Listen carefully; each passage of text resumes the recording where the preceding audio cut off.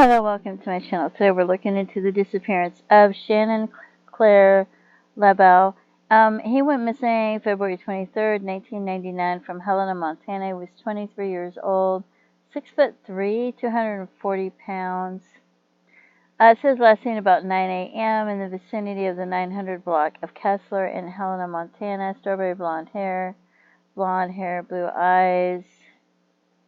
Talks about tattoos and things like that, clothing he was wears contacts, and here's some pictures of him. Also, there's in the Montana Review, if you go and look and read it, which I'm not going to read it all, I'm just going to skim to the part that I'm interested in reading, because it's a lot, and I don't want to make it that lengthy. You can pause this and read it if you like. And so it talks about him at length. And then right here it says February 23rd, 1999. He was seen for the final time, 9 a.m. to 11 a.m.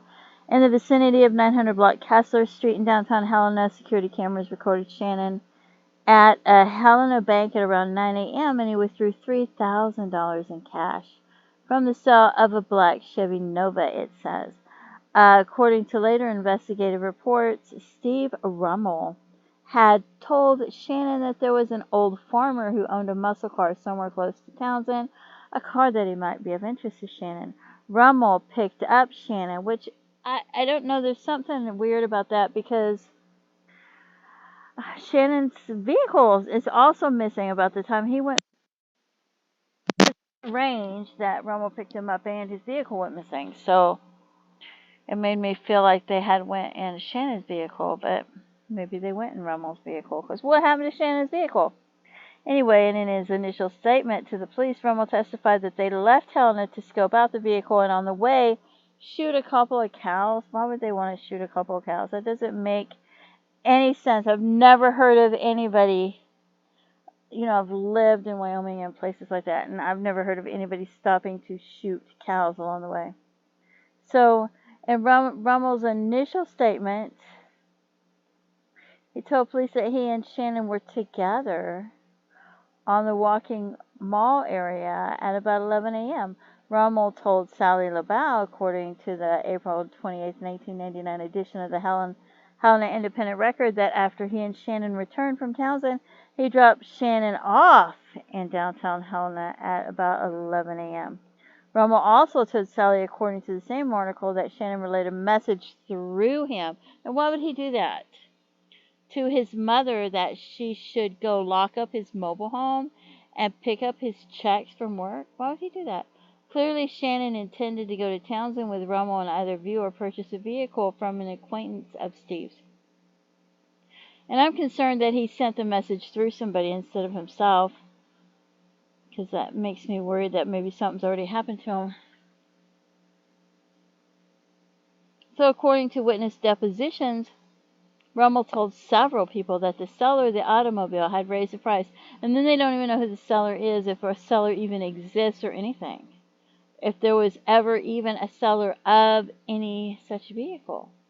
So Shannon didn't buy any vehicle, and according to multiple deposed witnesses, LaBau had been very excited about buying the vehicle. But was there ever such a vehicle for him to buy? So 2 days before Shannon's disappearance, February 21st, Steve Rummel had asked a friend whether they had a pistol that he could borrow, as he needed to help a rancher kill a cow. So one time he's saying they're going to stop to shoot a couple cows. Now he's saying he needs to help a rancher kill a car, and he needs to borrow a pistol. So I feel like when I'm reading this, it makes me feel like he borrowed a pistol from somebody to kill that guy and steal his money. That's what it makes it sound like. And that there was no car, that he just wanted to get him out in the middle of nowhere so he could steal him, so he could kill him and rob him. So, according to investigative reports, Rummel told one group of people that he dropped Shannon off at the Placer building in downtown Helena. told another that he let Shannon off at the Atlas building, and yet another that he had taken Shannon to the bus station in Butte because Shannon was afraid of someone to whom he owed drug money. I don't believe he owed anybody drug money. He takes $3,000 out to buy a vehicle, and he's got checks coming. He doesn't owe anybody drug money. That's ridiculous. If he owed somebody drug money and he was using drugs, he wouldn't have $3,000 to take out to buy a vehicle or checks coming in. Another witness stated that Rummel said that he drove clear to Billings and dumped his friend off there. So he's telling all these different stories. A dark pattern emerges while examining the life of recidivism of Steve Rummel. His first felony conviction dates back to August 24, 1994, a theft charge. By the time of Shannon's disappearance in 1999, Rummel had tallied a prolific criminal history, including arrests for obstructing a police officer, unlawful transaction with a minor, domestic abuse, tampering with or fabricating evidence, concealed weapons violations, and numerous probation violations. According to investigative police reports obtained under the Freedom of Information Act, Steve often made fun of Shannon and his hair, called him a girl, and used Shannon's friendship for his own benefit. So it makes it sound like he killed him, and then you wonder if he cut off his hair after he killed him. So, I don't know. More troubling still, Rummel, according to police reports, threatened a woman with death and had stated that his older brother was a high priest of Satan worshippers who had previously disposed of bodies. So here he's talking about disposing of bodies. Rummel stated that if he were to kill someone, that he would ground teeth to avoid the body's identification. According to witness depositions, immediately following the disappearance, Rummel frequented the sports bar where Shannon worked on a daily basis, inquiring about the investigation, and he had a new tattoo right after the disappearance of Shannon. And that's interesting because when my son was murdered, and after he was murdered, there were 3 people, and one of them would call me to try to find out if I had information and try to find out where I was. Then another one would call me and try to find out if I had information where I was. And it was over a 3-day period, and it come to find out these 3 people were together for those 3 days, taking turns calling me, trying to find out if I had information and where I was. So I find that highly suspicious when somebody's doing that. Shannon's disappearance has been treated from the beginning as a homicide. He left. Whoa, just like that. Hold on. There it is. He left behind a baby girl. His money remained untouched in his bank account, what he had left of it, and paychecks were waiting for him at the sports bar because they said that the guy that they think killed him told his mother to go pick him up. His ATM card was never used again. Severely nearsighted, he couldn't have made it far without his contacts. When Shannon missed a day of work, his mother, Sally LaBau, was overcome with unspeakable dread. From that point, so he's not on drugs or spending money on drugs because the fact that he missed a day of work surprised her. And somebody who is on drugs isn't they have trouble keeping a job. So that didn't make any sense at all. That story was just unbelievable. So from that point forward, his disappearance would be a mystery to his loved ones. But it doesn't sound like it's that big of a mystery. It sounds like that guy convinced him to take money out so he could rob him and kill him. That's what they make it sound like. It doesn't mean that's what happened. It's just speculation that when I read this, that's what I speculate. He was the guy I looked up to, talking about his brother, talking about the guy that died and that disappeared, that they haven't found his remains, and who I wanted to be like, says Shannon's nephew, John Anderson. He was smart and tough. When I heard that he was gone, it changed my life completely. And when I say when he died, because that's what it sounds like. Here was the strongest person I knew, and he was gone, and it had everything to do with who he thought was probably his best friend. Isn't that terrible when you think somebody is your best friend, but they're capable of killing you. He was becoming the person he wanted to be, and that was all taken from him. And that's pretty horrific if you think somebody is your best friend and then they just turn around and kill you. Shortly after Shannon's disappearance on March 1st, 1999, Steve Rummel purchased a fairly expensive ring for a girlfriend, a 10-carat channel diamond band, half a carat diamond that cost $339 with additional $69 for warranty, for a total of $408. So this guy suddenly got $400 to spend on a ring right after that. That's a lot of money for a ring in 1999. An ex-law enforcement official identified only as OIC-16 detailed Rummel's antagonistic demeanor towards the police investigation, almost bragging that he had concealed facts and evidence from the police. Almost bragging about it. According to another ex-law enforcement official whose name has been redacted, Steve almost bragged about the fact that he had not told the police anything. He's almost bragging about getting away with it or killing him is what it makes it sound like when you read it. This is my speculation and my thoughts. So on June 8, 1999, Rummel showed up at a used car lot in Helena and traded in the vehicle that he owned at the time of Shannon's disappearance, an orange 1976 Chevrolet K1500 pickup truck valued at $3,200. When the Helena police confiscated that vehicle for crime lab analysis, according to the investigative reports, the truck was cleaned and detailed a few days before. 2 days after the police returned the vehicle to the car dealer's lot, it was stolen. There was no broken glass or anything like that, and it seemed as if somebody had an extra set of keys and had used the keys to steal the vehicle. They've never found that vehicle since, and they've also never found Shannon's vehicle. So the VIN number on this vehicle is CK446F479080. Almost 2 decades now, Helena authorities have tracked down a number of tips regarding his whereabouts.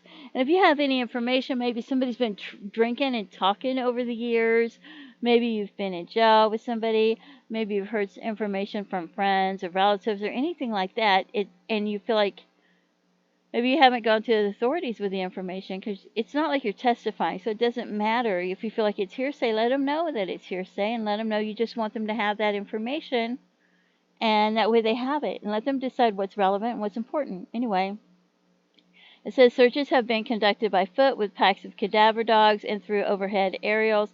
Authorities have searched streams and ditches, mine shafts, and dark holes, even the cement plant that once employed Rummel's father.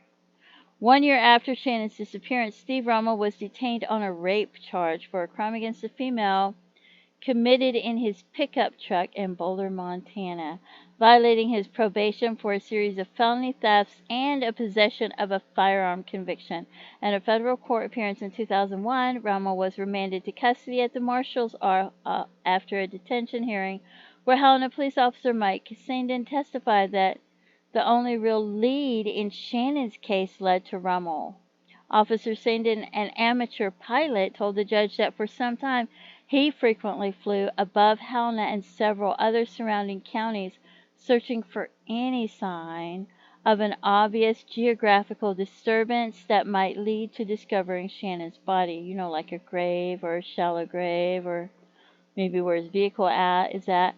Rummel served his time on the rape charge in Jefferson County, and as a habitual violent offender, he must register his whereabouts with the state of Montana. According to the Montana Department of Justice Sexual and Violent Offender Database, Stephen Lee Rummel still resides in Helena. Meanwhile, Shannon Clair LaBau has been declared legally dead. So, and you can go through this and read this whole thing. You can pause it and read it if you like to. I just wanted to read some of it. So,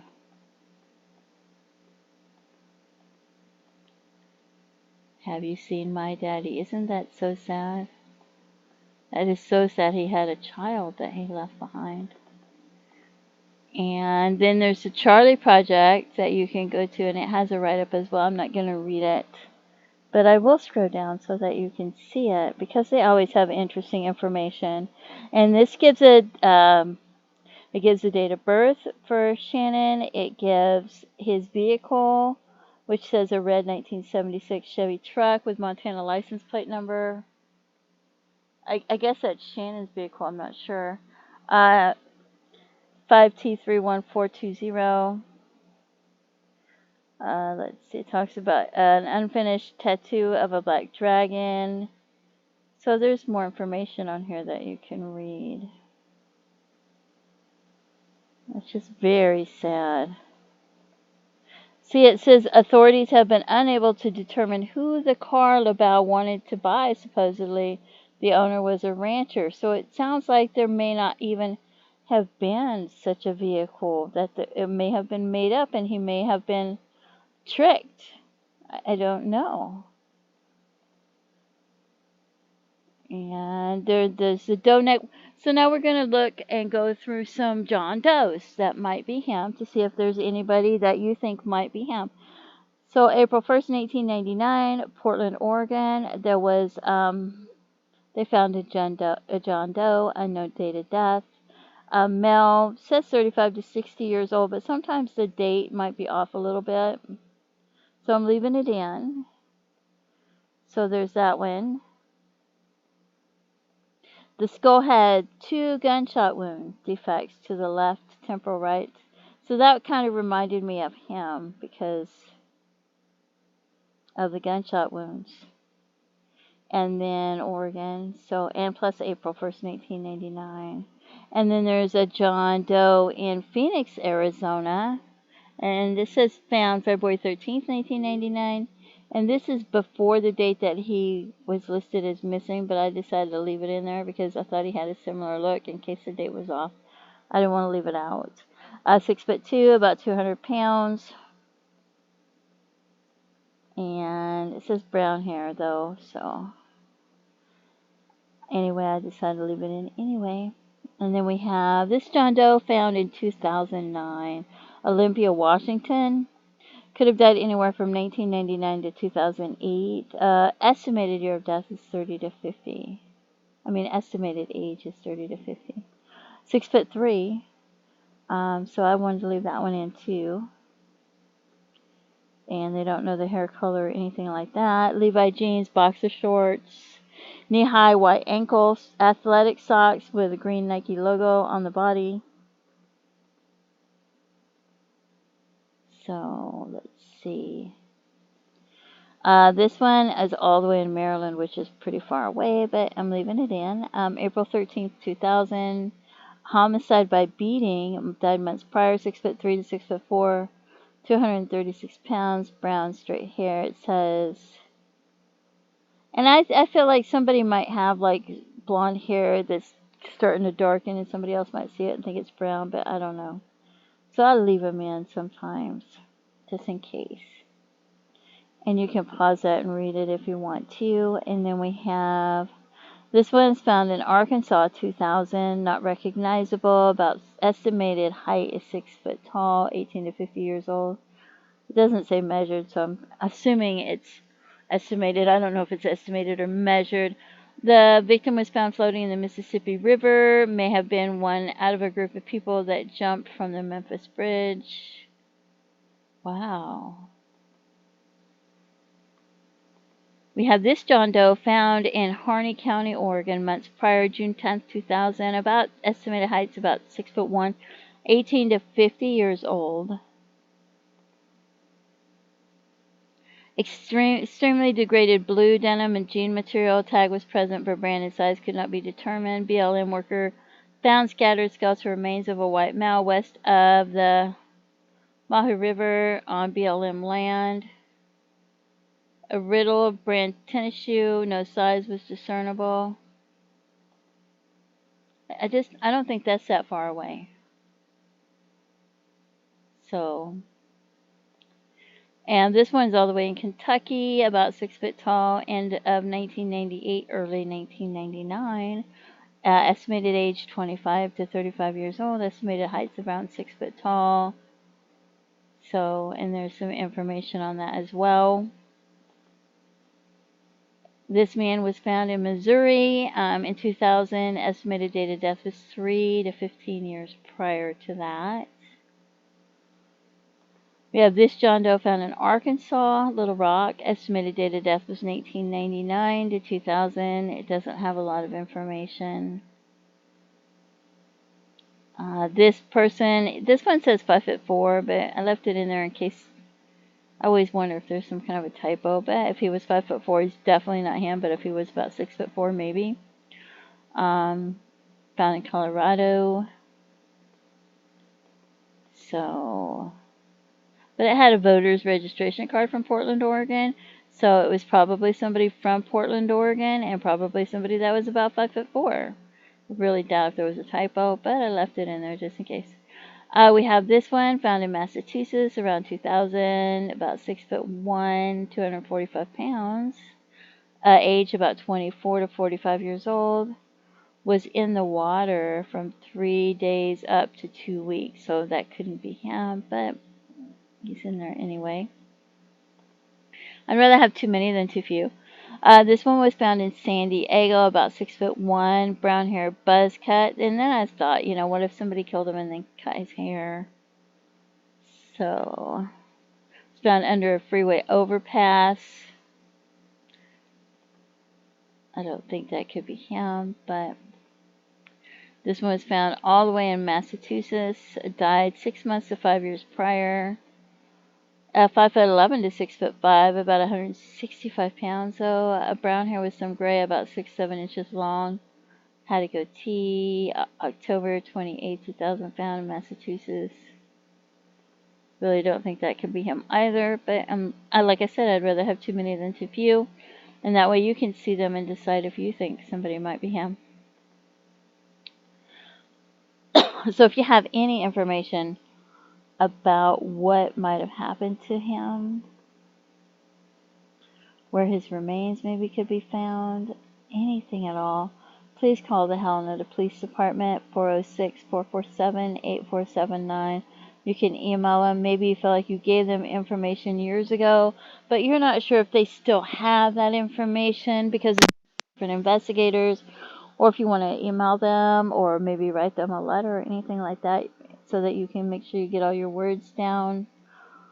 Feel free to, and don't forget to pray for his family and his loved ones. Feel free to leave comments and have a blessed day. Bye-bye.